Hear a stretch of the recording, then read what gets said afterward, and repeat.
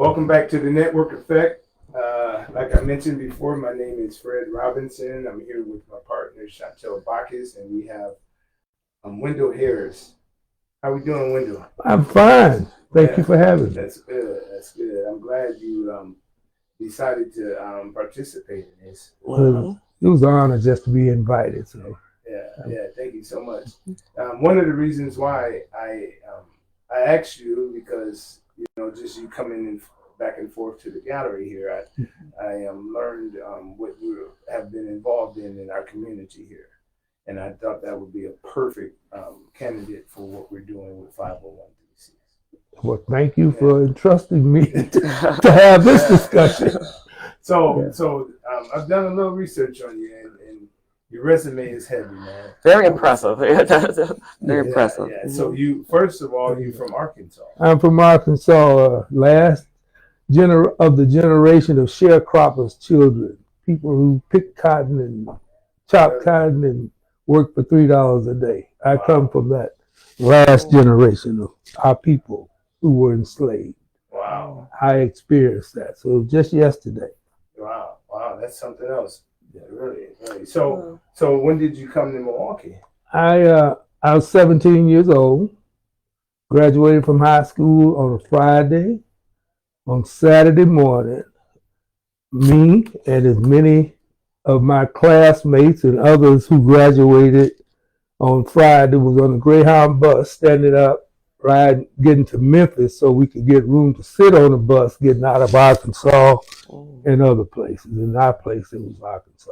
Yeah, so, I can imagine those times back then. You were running from the conditions in Arkansas. Yeah, I actually, my first sit-in was with my sister, who's 4 years older than I am, in Pine Bluff, Arkansas, where she said, I'm going to do a sit-in and you come on with me. She teased me now. She teased me to tell me that sit-in, I'm still sitting. Right. I never stopped sitting. So, still there. Civil rights and it's always it's always been my passion, even when I was a kid, to be an elected official. Okay. But at the time in Arkansas, I don't even think it was a black elected official in Arkansas when I was 6 and 7 years old. Wow. But I was seeing my father and my brother watch Face the Nation on Sunday mornings, and my brother and his oldest son, who's 20 years older than I am, they would stop and not go to church like they should have and watch that show and discuss politics. Right. I was born in 1948, and they were discussing Eisenhower's politics. So I started taking in politics at that age. Yeah, that's interesting that you mentioned passion. We were just talking to Amos about passion from childhood. I know Fredrick knows you personally, but this is my first time meeting you, as well as it may be our audience first time being introduced to you. So I just want to read some of your parts of your bio. I won't read the whole bio because there's so many things on here. You have so many accolades and credentials from your service to us. So I just want to share that before we go into detail. But Minister Wendell J. Harris Sr. has more than 35 years of experience serving his community. As a member of the NAACP, he served on the MPS board from February 7th of 2015. Was that to 2019? Okay, through 2019. He currently serves on the NAACP National Board of Directors and president of the Wisconsin Conference of Branches NAACP. Minister Harris is the founder of the National Coalition of Black American Men Incorporated, and has collaborated and networked with union members, Milwaukee Public Schools, as well as the public charter schools and the private charter schools. That's why you have the information that you shared with us earlier. Okay, so that makes sense too. You're just a wealth of knowledge. And you currently serve as the chair of the membership committee of Friendship Incorporated. And that's a community-based organization that provides a drug-free environment for people throughout Milwaukee County. Now, I do have about 5 more paragraphs on here that I can read. I would like to learn about you because I have the questions already in my head to ask about. Okay. There's one thing I want to correct. Okay. About 45 years of service. I don't know why they keep not updating that, but it's close to 45 years now. It was 43 exact. Wow. of service. And as you mentioned, since childhood, this is something you were, it's just in your DNA to fight and to try to help the community and others. It's in my DNA. And if I've got a moment, I'll share that with you.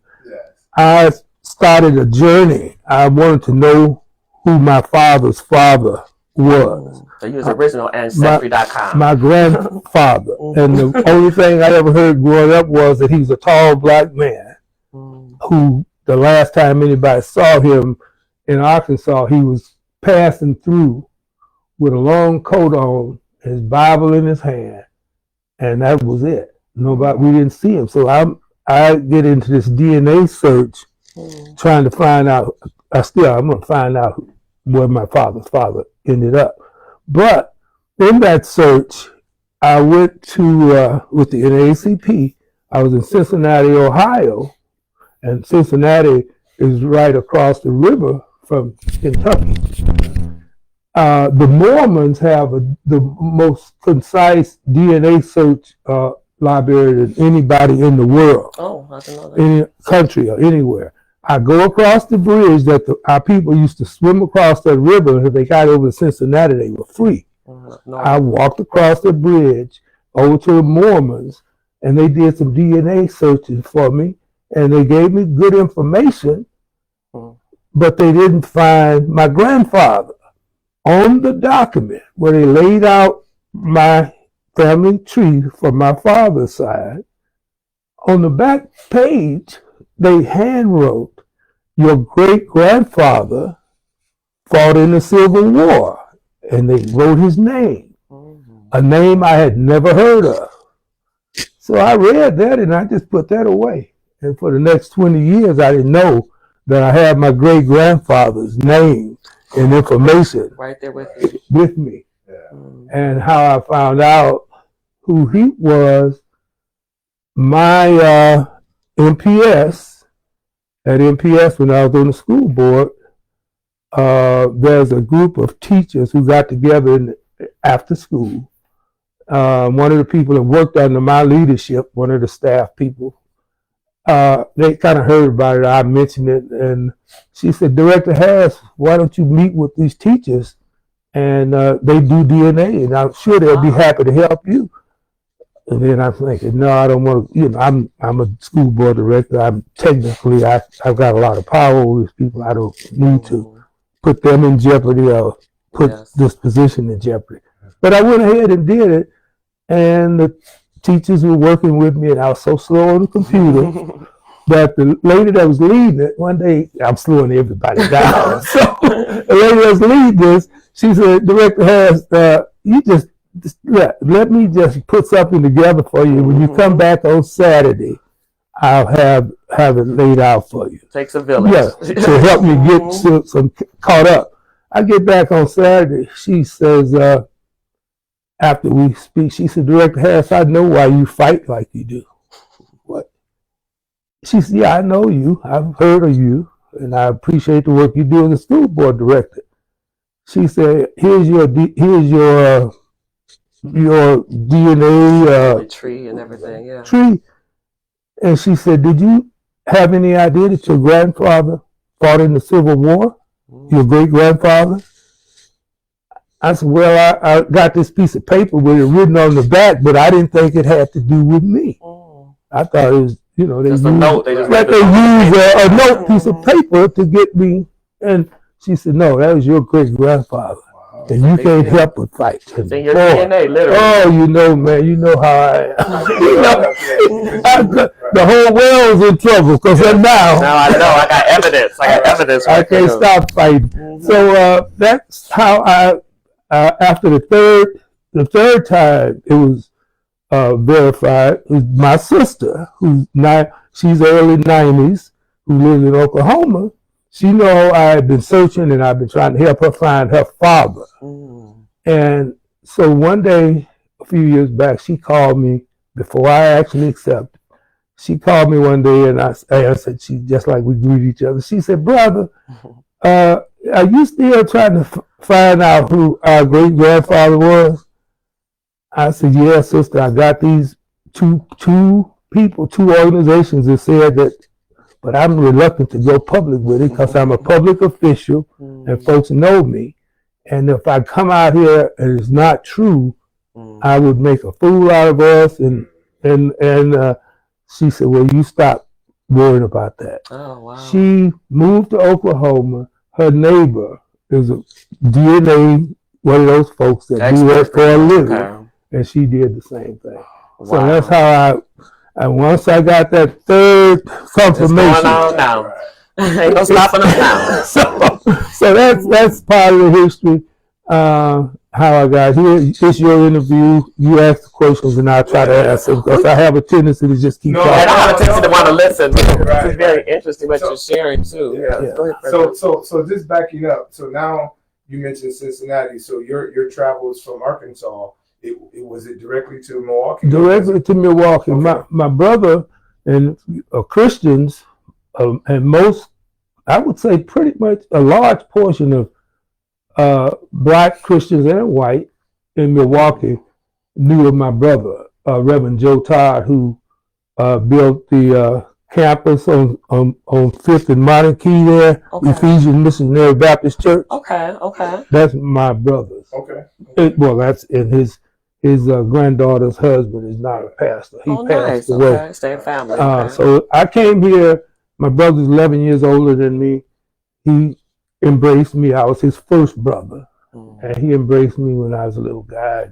I always came to visit him in the summer. So when that bus ride was to Milwaukee. Right. And then now too, you served in the military. I was Air Force. In the Air Force. I was in the Air Force when I was 20 years old and stayed for almost 2 years. Okay. Yeah. And then you came back to Milwaukee. Came back. I had a job at A.O. Smith when I went. Yeah. They were courting me, talking about Vietnam.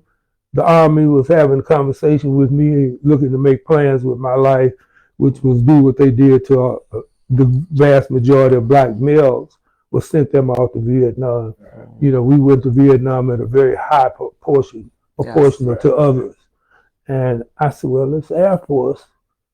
They don't go out and fighting. You know, chances are I'll get and I grew up wanting to be a security policeman with a dog. That was the goal. You wasn't not a gun, a dog. I wanted my gun too. But I got in the Air Force, and the question still people ask me today, how did you pass the test? You know, because the Air Force is supposed to have a more rigorous. And I was able to pass the test because I had to teach myself how to pass the test. Wow. And being this educator, the fact that I was involved in education all these years was a personal. Right. Because I was a smart enough kid that I skipped second grade. Oh, wow. Because people saw something that I didn't see. But one thing that they didn't see was that I was dyslexic. I can do this all day, but I couldn't write it on paper because I couldn't spell it. Wow. So those teachers who passed, Miss Valley. Remember her name specifically? That's a big deal. She thought I was but it wasn't her fault because it should have been recognized, but didn't nobody know what dyslexia was back then. And I was able to do what I am now. I've been able to do this. So folks say, "Oh, this boy is smart." Then I got older, and then they go from being smart to being slick. That's funny, yeah. So after I went to being slick, that's when I really got comfortable. Oh, you like that part? Let me just ask Minister Harris, because I did read you have a master's degree. Is that correct? I do have a master's degree, and I listen to my young colleague here, and I say colleague in the sense that of the journey, not the journey. The colleague is in the journey. Because certainly I am your elder, his elder, and I know he respects that, and I respect his youth. I was 32 years old. At age 30, I decided I'm giving up the game. I had some folks that were part of my life that were in the game. We hustled, we made money, serious money. And I told those two women primarily, that I'm done at age 32. The guys who worked for me I ran after hour joints and all that stuff. Okay. The people who work for me, I told everybody involved, I'm quitting this. I was born to be a better person. Wow. And every one of those folks said, "You out here? What's wrong with you?" They didn't believe in you at that time, huh? No, they didn't. They weren't gonna give up their lifestyle because I come with this notion because I've always been the leader, and so I quit. But I couldn't quit the cocaine and Jack Daniels the way I quit that after I made up my mind. Okay. So I went back to work at L. Smith. I was still employed by L. Smith. 15 years. I had up to 15 years on the record. That, and I only needed 30 to get a full pension and retire. I had 15 years, and then the question became when I went back and started, when I went to tell my brother I was doing the drug treatment, he almost jumped out of his chair because his question was, who gonna pay for it? Oh, okay. You ain't got no job. I said, man, I still got a job. Oh, they didn't even know you still had a job. We got insurance. Okay. And that we embraced it. I went off to treatment on a Monday morning. I went to our office, the EEOC office, and the brother that was in charge of the drugs and alcohol, he said, "Okay, man, you want to go get some help? Be here in the morning, on Tuesday morning, I'll take you." It took me to Kettle Moraine. I went to Kettle Moraine. But up until that point, those 2 years from age 30 to 32, I was working 6 days a week and didn't have nothing because my cocaine and alcohol habit consumed all of that overtime. And that explains a lot as well, Minister Harris, because I did read in your bio that you also do some mentorship and things as far as alcohol addiction. So you do have a service that you also play a role in where you help individuals that may have some problems with alcohol or drugs. At one point, I had a AODA clinic, a licensed alcohol and drug addiction clinic. I owned it, yeah. Okay. Rubens Academy, named after my father. But I moved on from that and never walked away from it because the Friendship Club, I'm one of the leaders at the Friendship Club. Well, that's a place where people come and get support from each other. Okay. And so I'm still very much involved. 42 years I've been a part of that organization. But the one point I wanted to make about my involvement in the community, I wanted to make it before my friend left. In 1991, at the Friendship Club, remember I got there and I was 32 years old. Okay. And after being around doing work for a while, I got this idea. I always wanted to help Black men again. Yes. So I started the Coalition of Black American Men, Incorporated. Terrence Pitts was the first African American male who ran for the U.S. Congress in Wisconsin. The Coalition of Black American Men hosted his announcement on 27th and Center, where Center and Fangolite meet. Yes, okay. There used to be a dumping ground for businesses who came, not businesses run in Milwaukee, primarily white businesses for the most part that had tires and other stuff that they needed to dump. Get rid of. By that dentist's office. And if you remember, the Coalition of Black American Men, when we founded that organization, and what brought me to sit up at the Friendship Club with all those other alcoholics, drug addicts, hustlers who were coming out of prison, coming there for meetings. I sat there on that wall with a table, and the ones that I thought would be willing to go on this journey with me, I had got the coalition set up and incorporated. Michael Morgan, who used to be he was the chancellor of UWM. Okay. He worked for John Norquist before he got all the state offices. He was ran the Police and Fire Commission. He's an attorney. His brother Steve was like me. Like you, huh? Mike played football and went on to college and became an attorney. he did our incorporation papers. Okay, I was going to ask about Yeah, that. And then he was talking about it was simple. Yeah, that ain't so simple. This dude's smart. Remember, I couldn't write. Yeah, he's a PhD. I couldn't write, so I would have been a year getting the papers written. But Mike wrote up everything. We got the corporation started. It gets back to why you're here. You want to share. Of course. 501c3 organization. But I made a mistake. Being the air, no, we didn't. We didn't make no mistake. Because what we did was these arrogant criminals, gangsters, drug addicts, we knew that a 501c3 foundation and a 501c3 regular 501c charitable organization have one thing that separates them.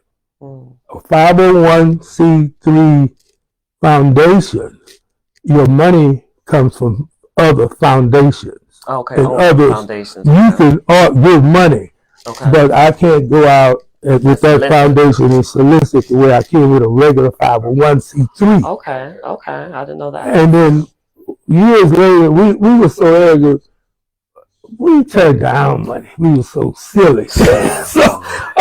But in a sense, but we guys, for the most part, who always made their way. But that's not smart. Oh, that's really not smart. That's what we're trying to. No, I would have. No, we would have did it. We would have went the regular. How did you get people to really take your mission and your organization serious as far as donations? If you did have that prior lifestyle, how some people think maybe you can't change or you had this prior lifestyle. How did you get them to really take your organization and mission serious? Oh, well, we were a 501c3 foundation, so we wasn't even asking for money. So most of us, once we got back out here and started working and stuff, we just did what we did to help the community. We could come up with a few dollars to do things. But once we got some ideas that we want to do bigger things, it would have been good to be set up so we could just go out and solicit money from everybody. But that's I'm sharing that because we need those details. We need those details. There are other. I brought other information about foundations. There are, that 501c3 for the NAACP up until just recently, in recent years, since I've been on the board, and I've only been on the board of directors for 6 years. Okay. And that's a good. About a year, 6 months. During my tenure on the board of the national NAACP. Was when the board voted to, maybe a little before I got there, voted to expand, because Wisconsin is a 501c4. All branches are 4s. There's another topic I have you on for something else. I'm like a 4. A 501c4. That's a whole other conversation we can go to. Okay. They're charitable organizations, but people who give to the NAACP and businesses know that they can't write it off. They give to the NAACP because of our mission and what we do, which is businesses and owners of business and people who have money who support democracy. They're not looking don't have a problem with giving money to folks like myself who go out and will fight these battles. That's what comes with the battle in the role that I play. I am a state conference president just recently. We didn't have a 501c3 for our branches. But now, and we still don't, but National has a 501c3 that it can receive funds from. But we still. That's what you're saying. So like let's say the main umbrella has a 501c3. Is the only 501c3. Branches and state conferences, 4s. We are not allowed to say in Milwaukee, you got the Milwaukee branch. Technically, I'm the leader of all branches in the state of Wisconsin. And it's my responsibility to make sure that we follow the rules of the organization. So branches can't have 501c3s. We always go back to it, but it started as one. We're branches, if you take that term. And we have one parent organization. And so that's how that is set up. And once you go into looking at all the different 501c3s, 4s, 5s, and 6s, that information is there. I got it out here. And I would love that, because what we want to do is, as we mentioned, what we want to do is just touch on the 501c3s, but it is our goal to have a more detailed conversation in regards to just the process of becoming a 501c3. Right. So we do want to have that later in the year. Today, it was very important to talk about the 501c3s that are currently active and the role that they're playing right now, and how we can learn to us having this conversation. We were talking about the administration that's in office right now, all the changes we've seen in the last couple of months, and all the funds that have been put back. So we want to find out like what the mission is, how this has affected NAACP, and what things are you doing now in anticipation of what's happening under the Trump administration. Well, we do. Well, one thing that we anticipate is, Donald Trump's father, we sued his father and won. His daddy. Okay, was that about housing? What was that? It was about housing. They wouldn't rent to black people. And when was this? That was way back when. 70s or something like that. Yeah, somewhere in there. And they're still, Trump's still not happy with that. Yeah. And it's not just going out. I got you. He's not just going after us because of us, but he's already said he ain't too happy with these 501c3s. Right. So in general, not just in general. Okay. So and that's because in their minds, I suspect he said that's giving people a handout. But and there are a lot of folks who feel that way too. But when you support charitable funds, don't come from people who don't want to give. Yes, those funds come from people who believe in your mission. So anybody that wants to take that away is looking to take it away from people who need that. Yes. Because they are selfish and want it all for themselves, and they want to take away whatever power. Now, in your opinion, in your opinion, what you're talking about, is that closer than we think? Everything is closer than we think. Ever since January, was it not when he was sworn in? It's happening every day. It's on top. Yeah, he's. We don't know where this guy's going, and who on that Supreme Court. Where do we get enough votes on that Supreme Court to stop? I have one last question for you in regards to 501c3. So now you're on the board of directors for NPS, correct? No, I was. You was. Yeah. Okay. So how is 501c3 and education? How is that something that is connected in any way? Yeah, you can like my coalition now. The school districts. I may pull this up. Yes, please. We'd like to. Yeah, school districts. Let's see. Let's see. This is the for schools are not. Okay, I gave you the ones that are not. Right. Schools they can accept money because they can have a school district can have a 501c3. Okay. And a 4. Right. Any of these all of the numbers you can have. But we're not allowed to do it because our organization don't allow us to do it. Okay. Yeah. So now, is that known in our community? No, most of us. No, once we get past the 501c3, people don't really know about it because most people, when they talk about getting a charitable organization, they get a 3 and they're satisfied. Right. Yeah. And if with me and my coalition, if we had been millionaires, that would have been okay. Look to go. To get money from foundations, then we probably would have, if we had known that the only thing they told me it only costs $800 for me to change it over to a 501c3 regular. But I don't do it with the coalition. I just keep it alive. Yeah, looking for this generation of black men who's going to take it. All these years I just make sure. After we had our moment in the sun and with the coalition, people started going in different directions. Okay. But I made it a point to keep it. And thank you for that, for your service too. Let's say someone wants to to contact you, they want to be a part of the was it Black Men Coalition of America or the NAACP for volunteering, donations, things of that nature, how would you direct them to contact yourself or be a part of the movement? Well, there you are. You just pulled it up. Well, yes, I can show I went to Google and the steps. Let me just say the step, the process I did exactly. I went to Google and I put Wendell J Harris in there, and what popped up is NAACP.org. And that's where all this other work that I've done in my lifetime. I ran a transportation business. I was in the daycare industry. I gave my transportation company to my son.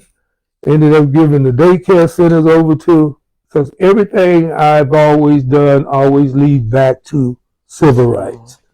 That's a big deal. Yeah, and it took me a long time to understand why I would walk away from a profitable business.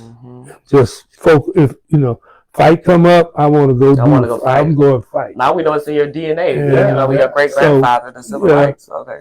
And then I think sometimes, well, hell, a lot of people do what I do, and they keep their businesses and they make a lot of money. But that's it, and that's where I am, man. And this is where I'll probably die. Just to ask Minister Harris, I know in summary here, I know you have things to do as well, but talk to us about your book. I read the title of your book. How did you come up with that title and the subject for your book that you've published? Again, at age 30, I said, I'm done with the drugs, with the game. And then I had 3 children that were young children. One of the women in my life, I loved her. I love both of them. Okay. But she got pregnant. We had a baby.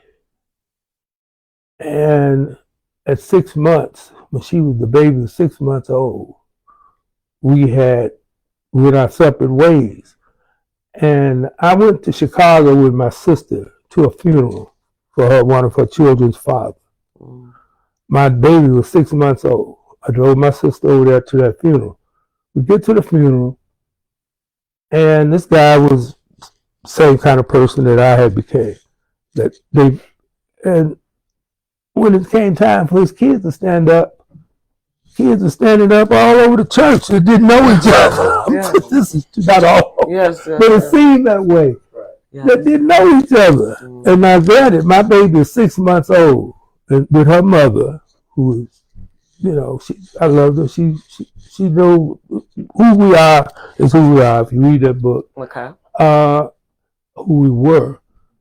I went home and I dropped my sister off. I told my sister I'm going to see Brenda and talk to her about us getting back together. And becoming a family and raising our daughter. Well, I got off the highway and went to do that. I went to the house and I told her what I would like to do. She started crying, yeah, me too. And we got married. Oh, wonderful. Unfortunately, it did not last.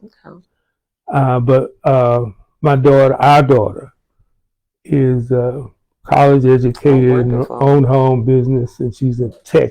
She's in the tech industry and all that, but her business is something else. She's sold gold teeth and stuff. So that's how. Then my other 3 firstborns, their lives were altogether different. They didn't. My youngest was my first wife, when I was 20. In the Air Force, I asked her. She was pregnant when I went to the Air Force, and I asked my first sergeant when I finished tech school to get my dog and my gun and be a security policeman. I asked him, I said, you and that dog. I asked him, big old burly guy, I asked him, I said, look, I've got this, my girlfriend is pregnant, about to have a baby, and how does the Air Force help me take care of my child? I'm in the Air Force, and you married? I said, no. Well, the Air Force ain't got nothing to do with your baby.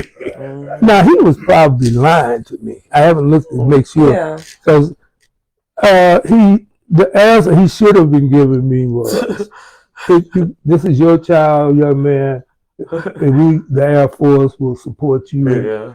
but he didn't tell me that. Yeah. So I really didn't intend to get married because I thought I had ended that relationship other than our kids. But I went home when we got married. Yes. And we had 3 children. And in this journey to do all the things that I've done, I wasn't feeling guilty, but I felt like my children are missing something that I have. And I vowed to do what I could to save my life.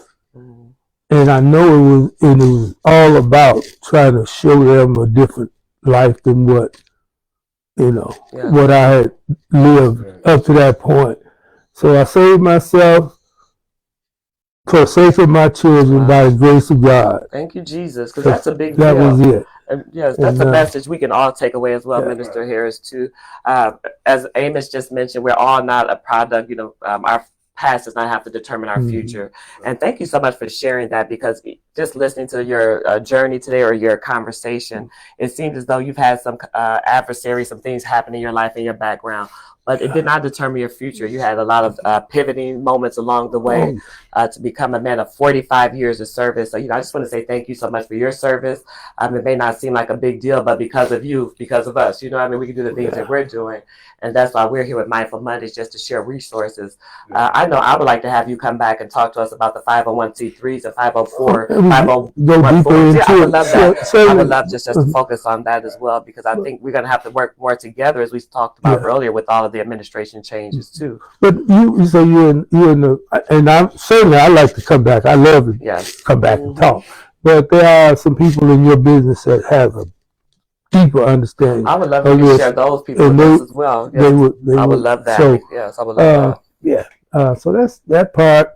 So I got married again to my baby's mama. That didn't like be him. We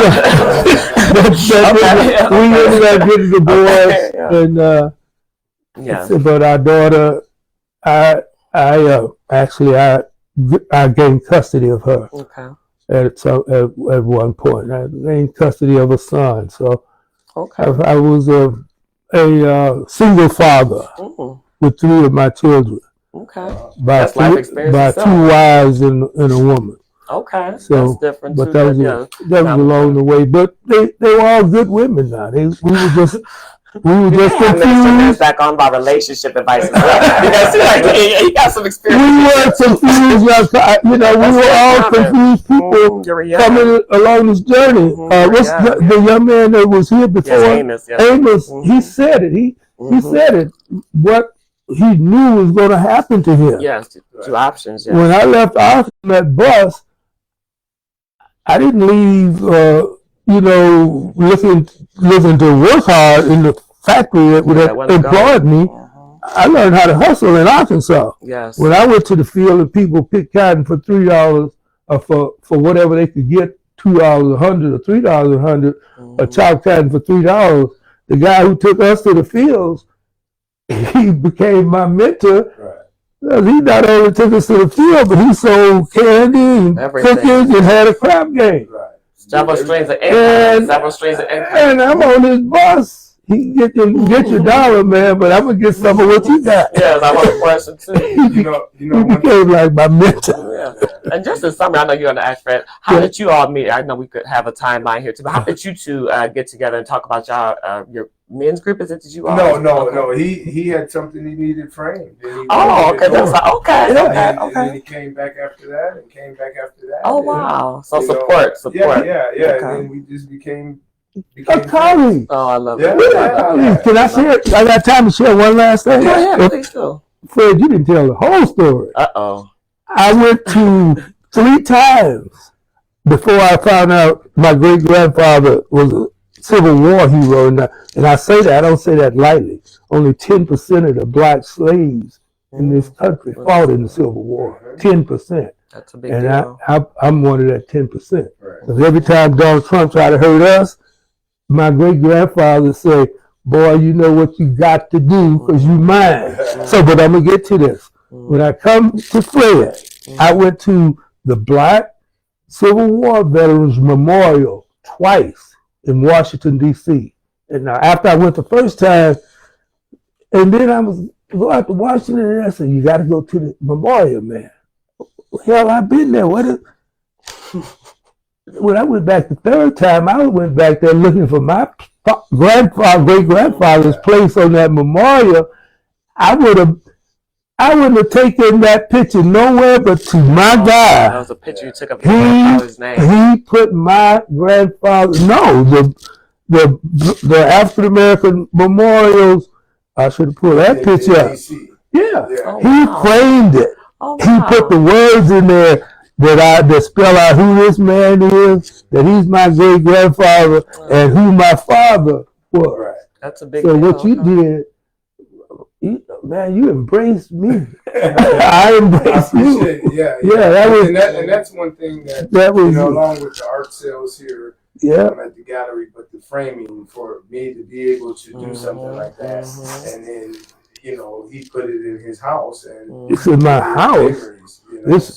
It's in my library in my house. If you find it, Minister Harris, maybe we can share it in our comments. Yeah. So yeah, we would like. So in closing, I want to just say one thing, Mr. Harris, in regards to what I got from this interview is you triumph.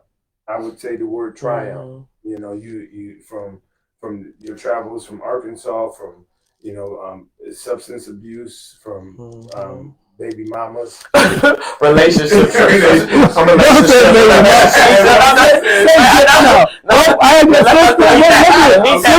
not putting any of that. Let me say this, man. I'm not putting any of this on black women. Y'all was there for me. You were there for me. It was me. Now, them out there in that gangster life, the brothers that they wanted my place. I had to call them out.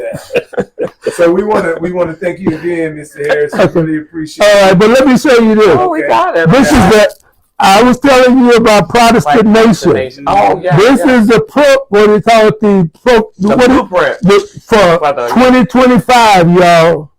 I bought this book 30 years ago in my journey to try to find my way. I was walking through Barnes and Nobles, and this book was on sale. This is the book that they probably use, White Protestant Nation.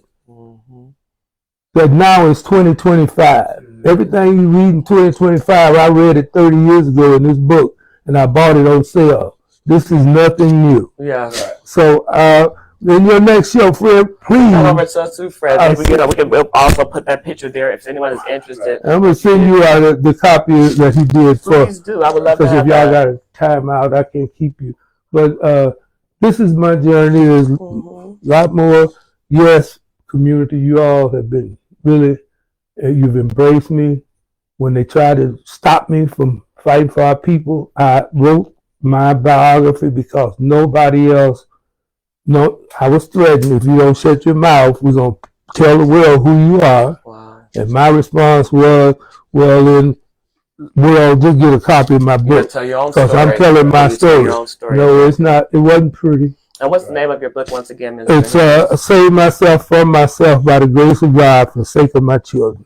Okay, there you go. Wendell J. Harris. Amazon, they can go there and they can certainly get in touch with me. Okay. I'm all over the place. Okay, I found you. Okay, so we'll have the information to share too. Right. Something. Well, yeah, so we want to thank you, everyone, for tuning in to Mr. Wendell Harris. We have local artist Squire Robinson coming back up. Yes. Thank you so much. Thank you all for joining us and come back. Stay tuned. We have Squire Robinson coming. He's our TikTok host as well as he's a model and artist. We have his beautiful pictures here. So please stay tuned. We're going to talk to him. Our friends are going to talk to him soon. Yes. Thank you so much. Thank you, Minister. It's been great. Thank you.